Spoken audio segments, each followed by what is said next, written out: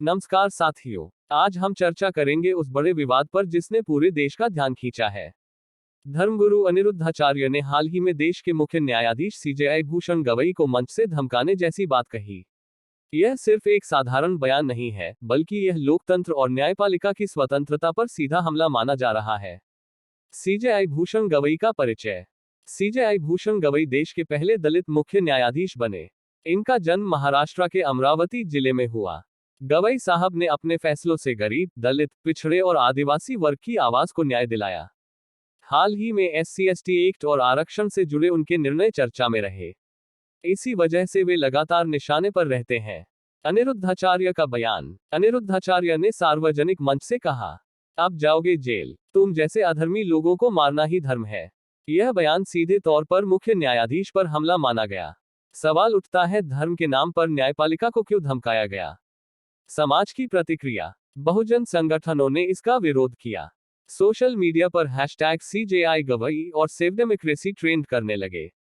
लोगों ने कहा कि अगर न्यायपालिका सुरक्षित नहीं है तो आम आदमी का क्या होगा। कई बुद्धिजीवियों और वकीलों ने इसे लोकतंत्र की नींव पर हमला कहा। राजनीतिक हलचल। विपक्षी दलों ने सरकार से इस बयान पर कार्रवाई की मांग की। नेताओं ने कहा, न्यायपालिका को धमकाना लोकतंत्र की हत्या है। रूलिंग पार्टी ने चुप्पी साधी, जिससे और विवाद बढ़ गया। कुछ नेताओं ने बयान को फ्रिंज एलिमेंट्स की हरकत बताया। कानूनी पहलू। आईपीसी की धारा 153A, 295A, 506 धमकी और सांप्रदायिक तनाव फैलाना लग सकती है। न्यायपालिका की अवमानना भी मानी जा सकती है। अगर FIR दर्ज होती है तो गिरफ्तारी संभव है। सवाल यह कि क्या सरकार वाकई कार्रवाई करेगी। चंद्रशेखर आजाद की प्रतिक्रिया। चंद्रशेखर आजाद ने कहा, न्यायपालिका पर हमला बर्दाश्त नहीं किया जाएगा। गवई साहब दलितों की उम्मीद है, उन पर हमला दलित समाज पर हमला है।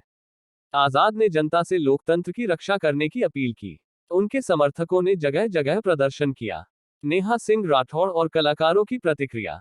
नेहा सिंह राठौड़ ने कहा, लोकतंत्र को बचाने के लिए न्यायपालिका का सम्मान जरूरी है। कई कलाकारों और एक्टिविस्ट्स ने सोशल मीडिया पर गवई साहब के समर्थन में अभियान चलाया। कुछ मीडिया चैनलों ने इस बयान को बड़ा चढ़ाकर दिखाया, जबकि कुछ ने इसे सिर्फ धार्मिक आक्रोश बताकर छोटा दिखाने की कोशिश की। असली सवाल, क्या मीडिया लोकतंत्र बचाने की जिम्मेदारी निभा रहा है? बड़ा सवाल, क्या धर्म के नाम पर न्यायपालिका को धमकाना सही है? क्या यह लोकतंत्र को कमजोर करने की कोशिश नहीं है? क्या सरकार ऐसे तत्वों पर सख्त कार्रवाई करेगी, या फिर यह बयान भी राजनीति की भेंट चढ़ जाएगा? दोस्तों, लोकतंत्र की सबसे बड़ी ताकत है संविधान और न्यायपालिका। अगर इन्हीं पर हमला होगा तो आम जनता का भविष्य खतरे में पड़ जाएगा। बाबा साहेब डॉक्टर भीमराव अंबेडकर ने कहा था, संविधान हमारा सबसे बड़ा हथियार है। इसलिए हर नागरिक की जिम्मेदारी है कि न्यायपालिका की गरिमा की रक्षा करे। अगर आप भी लोकतंत्र और न्यायपालिका की रक्षा करना चाहते हैं तो इस वीडियो को ज्यादा से ज्यादा शेयर करें। और याद रखिए, न्यायपालिका पर हमला लोकतंत्र पर हमला है।